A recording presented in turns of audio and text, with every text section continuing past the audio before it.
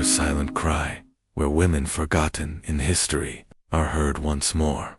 Here, we recount sad, true stories, gently, like a lullaby. So when you lie down, close your eyes. Each story will lull you into a peaceful sleep. Tonight, I will tell you a true story about a little girl in 19th century America. She didn't get to choose her own path in life. She wasn't protected. And one day, she was traded for a cow. This is a true story. It exists through whispered tales, old scraps of writing, and a cold note in a church ledger. The little girl committed no crime. She simply lived in an era when the value of a girl was sometimes lower than that of a domestic animal. This is the story, Sold for a Cow, a true story from 19th century America. Part 1. The Wooden House on the Edge of Town. Join me as we turn back time to around the 1850s in the wild, dusty, and vast American Midwest. It was a different era. No electricity, no cars, only rickety horse-drawn carriages on red dirt roads. Small towns dotted the landscape across the American Midwest. Each place had a few dozen houses, a wooden church, a general store, and a tiny cemetery nestled behind a hill. On the edge of one such small town, unnamed in history, stood a simple wooden house. Not large, not beautiful, but enough to shelter from rain and sun. The walls were made of gray pine planks, the corrugated tin roof already rusty. Behind it was a small chicken coop and a dry well.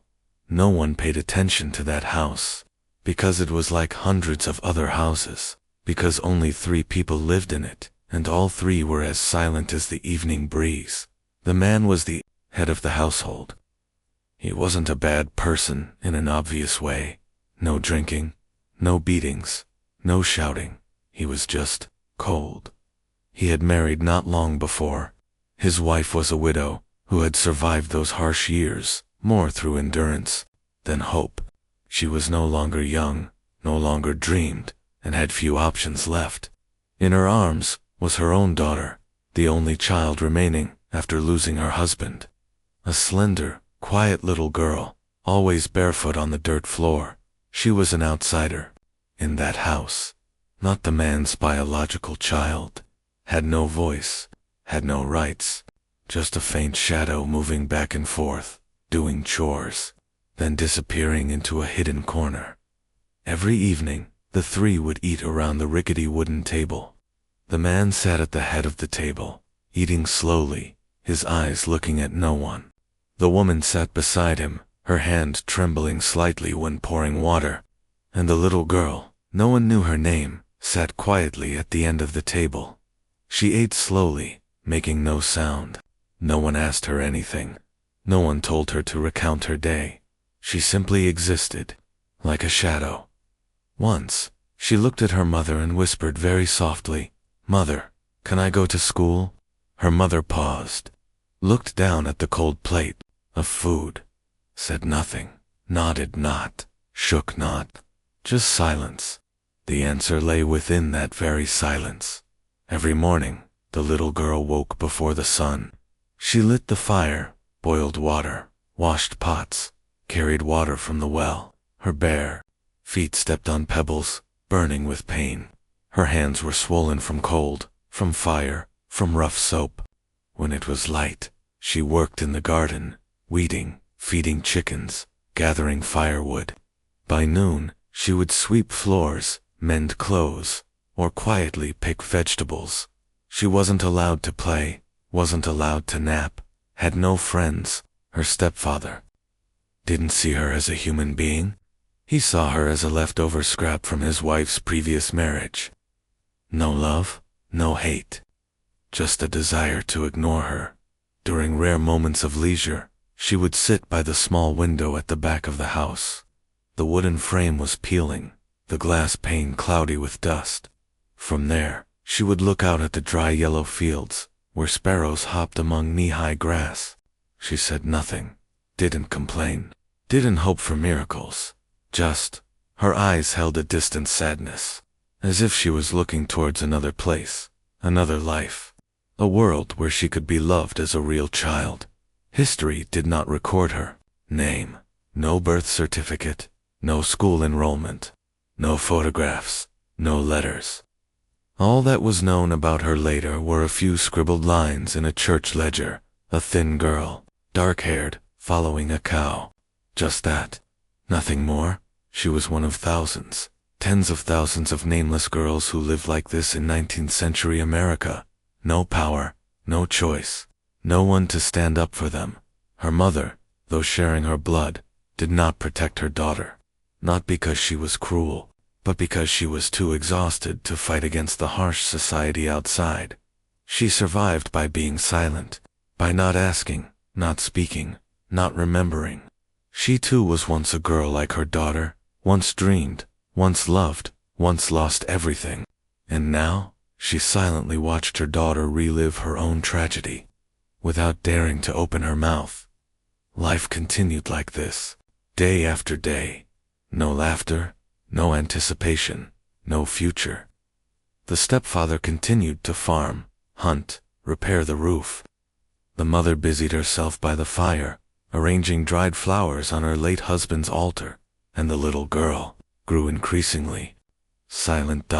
Until one day, very soon, when the stepfather took a different turn and decided to turn that little girl into merchandise in the small wooden house on the edge of town. A little girl once existed like a shadow. No one remembered her. No one spoke her name, but she had lived, had looked out the window, had asked her mother one very small question, "Can I go to school?" And then, her life took a dark turn. There, a cow would exchange for her future, and silence would be the biggest chain.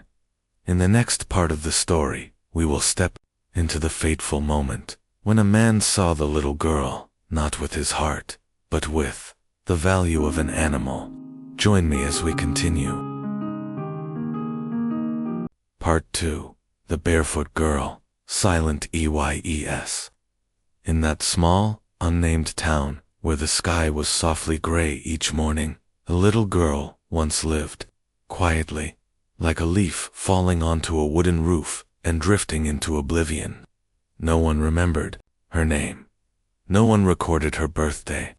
No one held her in their arms when winter grew cold. People only remembered she always went barefoot, and her eyes were sad. Like a fading evening, the little girl often didn't wear shoes, not because she didn't want to, but because she didn't have any. The family had only one pair of old worn-out boots, torn at the heel, loose laces, and hard as rock. The stepfather said, "She won't go far. Barefoot is fine." So, whether in the scorching summer or biting winter, she still walked barefoot on the dirt, pebbles, and rotten straw. Her small feet were covered in calluses. Every toe had cracked skin, but she didn't cry out, didn't whimper, just silently lifted her feet, put them down, repeated. Her day always began before the sun, before the rooster even crowed. She was awake, starting the wood fire, washing pots, sweeping the yard, carrying water from the well. Her breakfast was simple, a piece of dry cornbread or a few spoonfuls of thin porridge. She didn't dare ask for more. Every time she thought of opening her mouth, her stepfather's gaze made her lower her head. Her mother, though she loved her child, would only glance silently and turn away. She understood. In that house, silence was safety. No one knew exactly how old she was. Some guessed 10, others guessed 12. She had no birth date, no birthday parties, no new dresses to mark growing up. Time passed, measured only by the length of her hair, from shoulder length, then waist length, then hip length, and by silent milestones, a dress too short, a voice that deepened, a gaze no longer innocent. People said, "The eyes are the window to the soul." If that's true, her eyes were a door always slightly ajar. No one knew what she thought. No one understood what she dreamed. But whenever one looked into her eyes, one saw silence, a kind of silence that left people bewildered. not daring to ask anything further. On those rare afternoons when there wasn't heavy work, she would sit by the kitchen window, where she could look out at the field behind the house. The window was old, the glass cloudy, the wooden frame warped. Sunlight filtered through cracks, casting a soft, sad glow on her face, like a song missing notes. She watched the sparrows, watched the clouds drift slowly, didn't smile, didn't speak, just sat still. Someone once said, that little girl sat so still you'd think she wasn't breathing, but she was breathing. It's just that. Every breath she took was steeped in resignation. Once, when her mother was mending clothes by lamplight, she approached, whispering softly, "Mother, can I go to school?" Her mother looked up, looked into her daughter's eyes, and for a few seconds, it seemed like she wanted to hug her, nod, and say, "Of course." But then, she looked at her husband, sitting nearby. She pressed her lips together, turned away, and said nothing. The little girl understood that not every question has an answer, and not every dream has a miracle. In the house, she was not called by name, just it, or that child. Whenever someone needed something, they wouldn't call her name, they'd just say, "Tell it to come wash the pots." "Where is it?" "Tell it to sweep the yard." Her name, the identifier of a human being, had been taken away. She lived like a shadow, moving silently, working silently, breathing silently. Her only possessions were a faded linen dress, a handkerchief her mother had embroidered, a small wooden doll, missing an arm which she had found outside the chicken coop. Every night, before sleeping, she hugged that doll. No conversation, no lullabies, just holding it, as if wanting to keep the only thing that belonged to her. When it rained, the roof leaked, water dripped right where she slept. She didn't dare to complain, just pulled the thin blanket over her head, closed her eyes, and imagined she was somewhere else. A place with a soft bed, a study desk, someone calling her by name, with warm light and a goodnight wish. Before, her mother used to tell stories when her father was alive.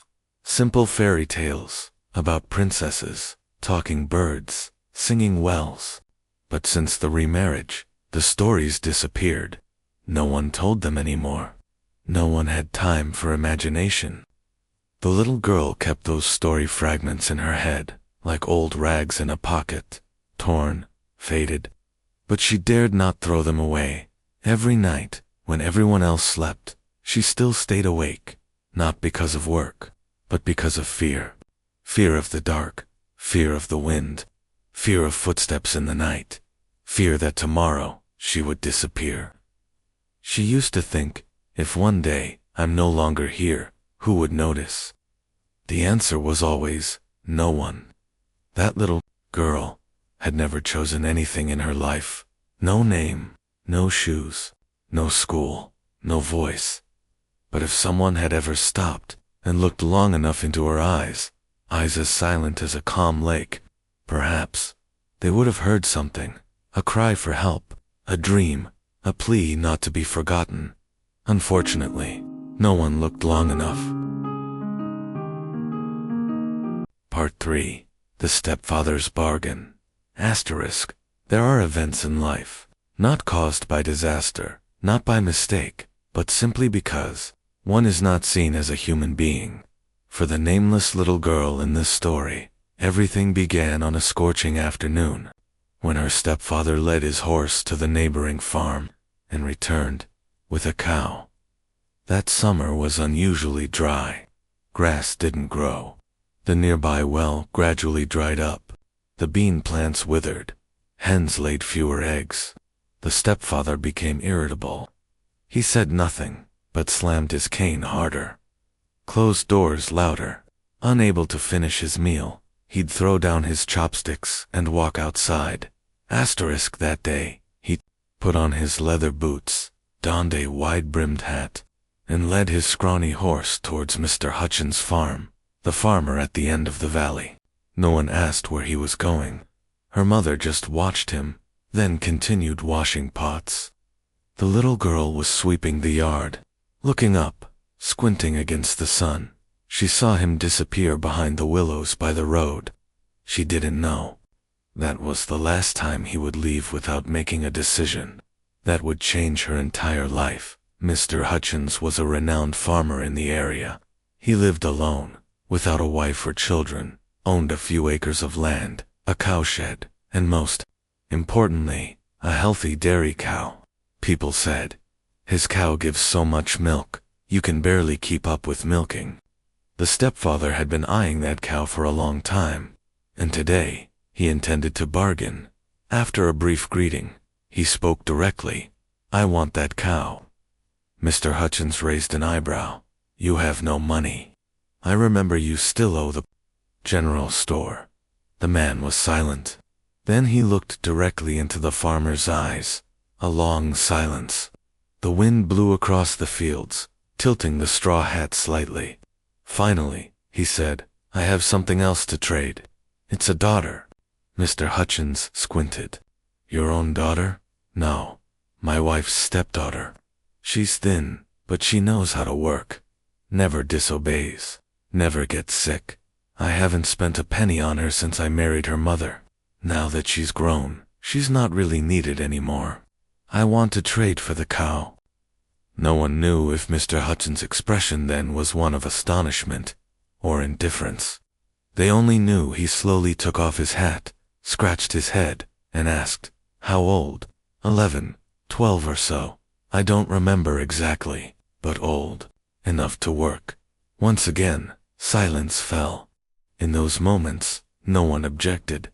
No one got angry. No one called it wrong. It was just two men discussing a trade. As the sun dipped towards the mountains, the agreement was finalized. Number, written contract. No official witness, no lawyer. No need to ask what the little girl thought. Just, "Tomorrow, I'll bring her over. You can take the cow back." And that was it.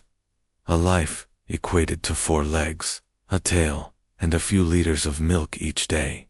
The stepfather mounted his horse and rode back. The sunset cast long shadows on the dirt road, staining his clothes crimson. In his hand was a rope, the rope that would tie around the cow's neck tomorrow, and in his heart there was nothing. No burden, no regret, no pity. Because to him, that little girl had never been flesh and blood, never been called daughter, never been looked at with tenderness. That evening, dinner proceeded as usual. 3 people sat around the table. The little girl ate her meager portion of rice, unaware that tomorrow she would no longer be sitting there. The stepfather ate in silence. Her mother also remained silent. No one spoke of tomorrow. The little girl felt something strange, a colder wind blowing than usual, a sadder look in her mother's eyes than normal, an unspoken sigh. When the rooster crowed, he called her, "Get ready, follow me." She didn't understand, didn't dare to ask. Her mother stood at the door, holding a dish towel. Her eyes were red, but she said nothing. She turned back, intending to ask, "Mother, where am I going?" But when she saw her mother lower her head and turn away, she knew she shouldn't ask, so she stepped out the door. No clothes with her, no doll, just her bare feet, her old dress, and a bewildered heart. Arriving at Mr. Hutchins' farm, she stood huddled behind her stepfather. Mr. Hutchins looked her up and down, didn't ask her name, didn't ask if she could read, just nodded, "All right." He let out the dairy cow, tied the rope into the stepfather's hand. The 2 men shook hands. No one smiled. No one shed a tear. Her stepfather led the cow away as if he had just completed a transaction for timber or fertilizer. As for the little girl, she stood silently, not understanding what was happening. She watched her stepfather. His silhouette disappeared behind the hill, the cow lumbering along behind. She wanted to run, wanted to ask, wanted to call, "Father, am I not coming home anymore?" But her mouth couldn't form the words, not because of fear, but because she was too used to being silent. She turned to look at her familiar wooden house one last time. But now it was just a fragmented memory. A door had just closed. Forever. Adults sometimes forget that. A child also has a heart, also knows fear, knows sadness, and knows what it feels like to be abandoned. But in the 19th century, where women had no voice, where children were not considered human beings, such decisions happened every day. A little girl was treated like an object, without her consent, without paperwork, without a word of farewell. Just a bargain, and then she vanished from her old home, as quietly as she had lived. Part 4. A cow, and the girl disappeared. Asterisk in history. There are stories that no one recorded, no books wrote them down, no photos preserved them. They exist only through the vague accounts of a few surviving elders. The story of that nameless little girl is one of them. One day, the stepfather brought home a cow, and that very morning, the little girl disappeared. The cow was a Jersey breed, yellowish-brown, with large eyes and a plump body. It was gentle, didn't kick, didn't butt, and notably, it gave over 2 liters of milk every morning. The stepfather led it home, as if he had just completed a good deal. There was nothing on his face, no joy, no sadness, no thoughts. He tied it to a stake behind the garden. Her mother stood watching from the kitchen, holding a worn dish towel. No one asked, "Where's the girl?" No one said, "Is she coming back?" All was silent, as if she had never existed. At Mr. Hutchins' farm, the little girl began a new life. No greetings, no preparations, just work from early morning till late at night. She had to wake before the sun, clean the barn, scoop cow dung, wash water troughs, milk cows. Her small hands were calloused from holding the cold metal pail. The smell of cows clung to her clothes, her hair, even her delicate skin. Asterisk, she didn't complain, didn't cry, didn't lament, because she knew in this place no one would listen, and no one needed to know her feelings. She was not allowed to sleep in the main house. Mr. Hutchins arranged a corner for her in the straw shed, next to the horse stable. An old blanket, a moldy pillow, no windows, only a gap in the tin roof where the moon shone on clear nights. The chirping of insects, the snorting of cows, the wind whistling through the wooden walls. They were her companions every night. No one wished her good night. No one asked how her day was, and she began to learn how to disappear. Day after day, the work repeated. Woke up in the morning, cleaned the barn, carried water, milked cows, washed troughs, swept the yard. At noon, she ate a piece of dry bread with plain water. In the afternoon, she raked hay, gathered firewood, mended clothes, lit oil lamps. In the evening, she crawled into the straw shed to sleep. No one spoke to her. No one called her name. Mr. Hutchins only gave orders. Short, cold, sweep the barn, pour water, wash clothes. And she did. Silently, precisely, without resistance.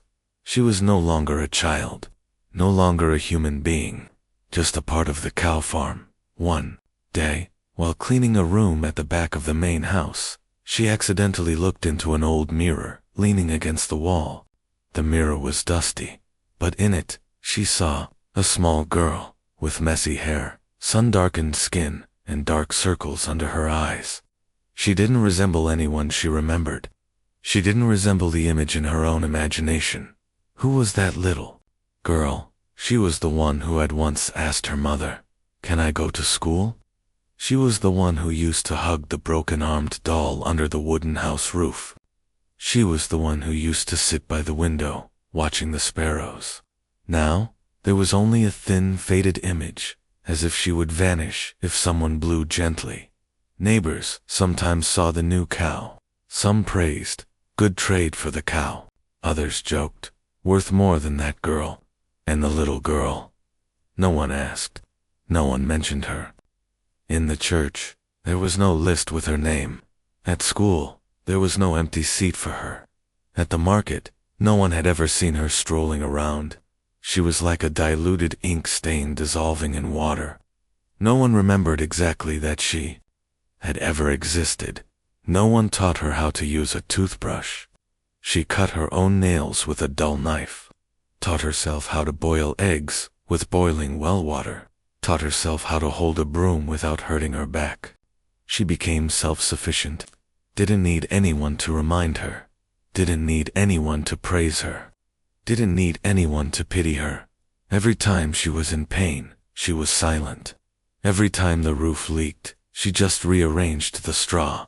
Every time she was startled, in the middle of the night, she hugged her knees tightly, closing her eyes. She no longer dreamed, but her story was not over. Because one foggy morning, a man happened to pass by the farm where she was living, and her life slowly, silently began to change, like a small stream branching off from a large river. Part 5. The Last Storyteller. It was early autumn, and the wind had begun to bite at the skin. On the dirt road connecting two small towns, a man rode quietly through the deciduous forest. His name was Elias Brooks, around 40 years old, tall, broad-shouldered, with a kind face and warm eyes. He was a small merchant, earning a living by repairing old clocks and buying used household items. That day, Elias intended to visit a few farms to find things to trade, and stopped at Mr. Hutchins' farm to ask for water and inquire about buying old wood. He didn't know. He was about to meet a forgotten child. When Elias arrived, Mr. Hutchins was away. Only the little girl was cleaning the cow shed. She wore a faded brown dress, holding a pail of water twice her weight. Her face was smeared with mud, her hair matted, her eyes cast down. When she heard the sound of hooves, she didn't dare to look up. Elias dismounted, knocked on the door, then turned towards the shed. He saw the little girl silently pulling an empty wooden bucket. His heart tightened, not because she was poor, but because she had no expression at all. No fear, no joy, no curiosity, just an empty gaze, as if she had stopped expecting anything from this world. When Mr. Hutchins returned, Elias sat and talked with him in the yard. In the middle of a conversation about wood prices and food, Elias blurted out, "Is that girl your niece? I see her doing a lot of heavy work." Hutchins shrugged. "No, I traded for her from another family. She's hardworking, no trouble." Elias frowned. Traded? Yes, traded for a cow. The year before last. The nonchalance in his voice made Elias feel a lump in his throat. He looked towards the little girl, now clearing hay in the evening light. A human life, traded for an animal, and no one saw anything wrong. Elias mounted his horse and left as dusk approached. But all the way home, the little girl's face lingered in his mind. Not because she was beautiful, not because of anything strange, just because of that gaze. A gaze that seemed to have given up hope, that had accepted fate too early. He didn't know her name, didn't know her age, knew nothing at all. Only one thing was certain, he couldn't leave her there. Elias returned 3 weeks later, bringing a box of pastries, a new dress, and a legal letter. He didn't come to buy the little girl, but to legally adopt her. Through some acquaintances, he found someone to confirm that the little girl was not registered in the local census. She had no valid birth certificate. She did not attend school. The laws at that time were not strict regarding abandoned children, but they also allowed someone to adopt if they could prove humanitarian circumstances. At first, Mr. Hutchins disagreed. He said, "I need someone to work." Elias replied gently but firmly, "I will hire someone else to help you for 3 months. In return, I'll take the girl." After a moment of thought, Mr. Hutchins nodded. Not because he cared about the little girl, but because he found the agreement profitable. The next morning, Elias returned. This time, he brought a small coat, new shoes, and a woolen scarf. As he entered the cowshed, he said, you'll come with me. Today, you don't have to clear the straw anymore." The little girl stood frozen, her eyes wide, her mouth unable to speak. 1 minute, 2 minutes. Then, slowly, she put down the straw broom, stepped closer to him, and for the first time in years, she nodded. Elias's house was small, nestled on a hill, with sun-facing windows and an apple tree in front of the porch. He arranged a private room for the little girl, with a real bed, a tablecloth, and an old bookshelf. In the morning, he taught her to write her name. In the evening, he told her stories about the stars, about singing clocks, and about strange trains. Every night, before she slept, he would say, "Good night, my daughter." One day he asked, "Do you have a name?" She shook her head. He smiled. "Then I'll call you Clara. It means bright." She nodded, and from that day on, Clara officially had a name. Her name, not given by someone else, not for chores, but a name bestowed with love. Clara learned very quickly. In just 3 months, she could read children's books, write short letters, and do basic arithmetic. Elias was always patient. When she made mistakes, he corrected her. When she was scared, he hugged her shoulder and said, "It's okay. Here, you are safe." When spring came, apple blossoms whitened the yard.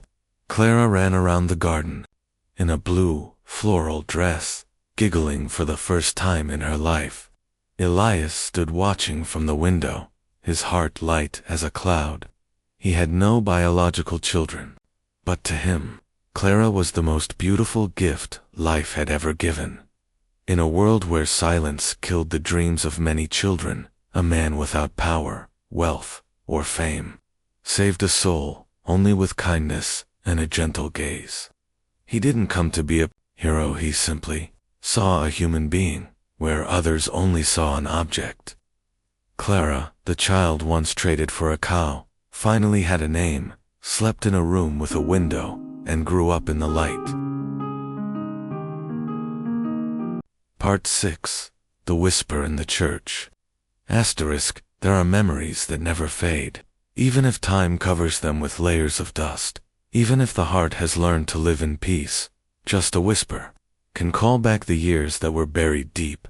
Clara, the little girl once traded for a cow, thought she had left the past behind. But then, one winter day, a voice in the old church brought her back to where it all began. That year, Clara was 18 years old. She was taller than before, thin, but strong. Her hair was longer, tied neatly at the nape of her neck, and in her eyes, there was a stillness that made others pause. Elias was still the father who cared for her, watching her grow every step of the way. He often took her to church every Sunday. That was where he believed the soul could find solace. The small church, made of old wood, nestled by the hill, its moss-covered tile roof, its stained glass windows peeling paint. But when the bells chimed, everyone in town slowly entered. That day, Clara also followed her adoptive father, wearing a gray woolen dress, holding an old Bible. The service began. The pastor preached about forgiveness, about old mistakes, about how people could renew their souls with kindness. Clara sat in the third pew, silently, her hands clasped in front of her chest, her eyes looking down at the worn wooden floor. Everything proceeded as usual, until a whispered voice echoed from the pew behind. A woman's voice, old, but trembling, and full of unspoken pain. "I once had a stepdaughter. I let them take her away, traded for a cow. Now I don't know if she's still alive." At that moment, the entire church fell silent. Even the wind outside the stained glass window stopped blowing. Clara heard every word clearly, as if the voice didn't pass through her ears, but went straight to her heart. She didn't turn back, didn't dare to move, just felt her hands tremble slightly, and her breath become as thin as a spider's web. She knew that voice. No need to look, no need for anyone to confirm. Just the feeling of a child who once longed to be called daughter. In that instant, Everything she thought she had forgotten came rushing back like a waterfall. The old dress with torn shoulders, the kitchen without firelight, her mother sitting silently, wiping pots with an old cloth, eyes distant. And that morning, when she was woken up early to leave Clara's heart seemed to shrink. She felt Ilias's hand gently placed on her shoulder. He said nothing. Just that touch was enough to keep her standing. After the service, everyone left. Only a few remained to clean up, chatting softly. Clara hesitated, then turned to look at the woman in the back, sitting silently in the very last pew. She was older than before. Her hair was white, her back slightly hunched, but it was still the figure she had seen behind the window of the wooden house all those years ago. Clara slowly walked closer. Didn't call out, didn't ask. Just stood there, in front of her, like a question that didn't yet need an answer. The woman looked up. Her eyes were cloudy with age, but when she saw Clara, she exhaled as if she had just seen a spirit from the past. They didn't hug, didn't cry, didn't say mother, didn't say daughter, just broken sentences. I was wrong. At that time, I didn't know what to do. I was poor. He forced me, and I couldn't resist. Clara listened, didn't nod, didn't shake her head. She didn't need excuses, didn't need explanations. Just needed to know her mother was alive, and at least she remembered her. Clara and the old woman lit a candle together before the altar. Both were silent. The small candlelight flickered on the wooden ledge, illuminating deep wrinkles, revealing a gently falling tear that no one wiped away. No one asked for forgiveness, and no one accused. There were just two people who had once been separated, standing next to each other, not because of blood ties, but because of an unnamed compassion. Clara didn't take her home, didn't ask where she lived. After that afternoon, they didn't meet again. Letters, no appointments. Only once, Elias saw her standing silently under the apple tree in the yard, holding a book, but not turning any pages. He asked softly, "Are you okay?" Clara just nodded slightly, then smiled a sad smile, but not painful. A month later, Clara wrote her first essay in her evening class about a nameless child. In the essay, she didn't mention the cow, didn't mention the trade, didn't mention the old house. There was only the image of a little girl standing by the window, dreaming of being called daughter, and one day, she met a man who stopped his horse in front of the yard, took her home, and called her Clara. Not everyone is lucky enough to embrace their mother again. Not everyone is brave enough to face the person who once abandoned them. But Clara chose to stand before her past, not to resent, not to punish, but to tell herself, "I survived." In a world that once stole her name, she rewrote her own story by means of compassion, and by a candle lit in the old wooden church. Part 7. Clara, the girl who rewrote her destiny. Asterisk. There are things not written in history books. No dates, no names, no gravestones. They live in the quiet moments, seeping into the dreams of those who have not forgotten. Clara. The child once traded for a cow, lived, and was silent. But it was that very silence that left an indelible mark. When Clara turned 20, she decided to do something no one thought she could: write a book. Not to complain, not to condemn, but to preserve. The title of the book was A Girl Without a Name. In it, she told about the wooden house on the edge of town, about her silent mother, about the morning the cow appeared, and about the first day she was called Clara. In her writings, Clara never used harsh words.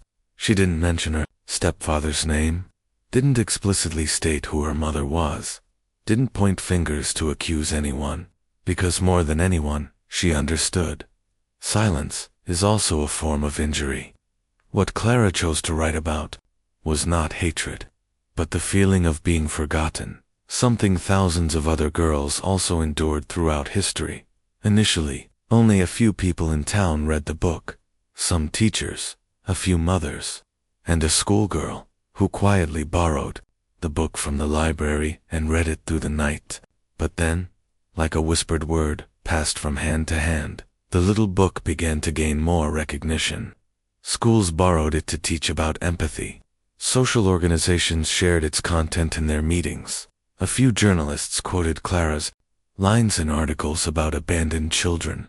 She didn't become famous, didn't get a big publishing deal, didn't appear on television, but her story lived on. A year after publication, Clara began receiving letters from everywhere. A little girl wrote, "I used to be called unwanted. I read your story and knew I wasn't alone." A middle-aged woman shared, "I once left my child in an institution. Your story gave me the courage to find her again." A 70-year-old man confessed, "I have been silent my whole life about what I saw in the past. Thanks to you, I spoke out." Clara didn't answer all the letters, but she kept every single one. As proof, silence is not meaningless. After a few years, Clara began working at a small elementary school in town. She taught literature, and more importantly, taught children to listen to the vulnerable. She told her students about the girls who had been forgotten, about the existence of nameless destinies, and how a gentle glance could change a whole life. Clara's adoptive father, Mr. Elias Brooks, still lived in the wooden house on the hill. Every morning, he brewed tea, read books, and wrote in his diary. Clara often visited, telling him about her class, about the touching letters, and about how people were starting to read her book. Elias just smiled, placed his hand on her knee, and said, "I always knew you would write something beautiful." One evening, Clara sat alone on the porch. The sky had a moon, bright stars, and a cool breeze like the whispers of heaven and earth. She remembered the sound of the wind whistling through the cowshed years ago, remembered the dim moonlight shining down on the straw where she used to sleep, and remembered the first time someone asked her name. At that moment, Clara didn't cry, didn't feel sad, just thanked life, though cruel, for not killing the hope within her. Thanked a man who once stopped on a dusty road and chose to take her home. Conclusion: what silence left behind Clara did not leave behind castles, did not leave behind wealth. She had no fame, nor did she need anyone's veneration. But she left behind something more precious than all else: kindness sown from pain. Through her very silence, Clara reminded the world that every child, no matter how poor, no matter if unnamed, deserves to live, to learn, to be loved. And sometimes, a gentle glance is enough to change a person's destiny. If you are listening to this, you have heard the entire story of a little girl who was silent throughout her childhood, but used gentleness to rewrite her own destiny. Thank you for accompanying her silent cry. If you found this story touching, please subscribe to the channel, like and share this video with anyone who needs a little gentleness in the long night. We will tell many more stories like this about women who were once forgotten and how they survived, silently, yet proudly.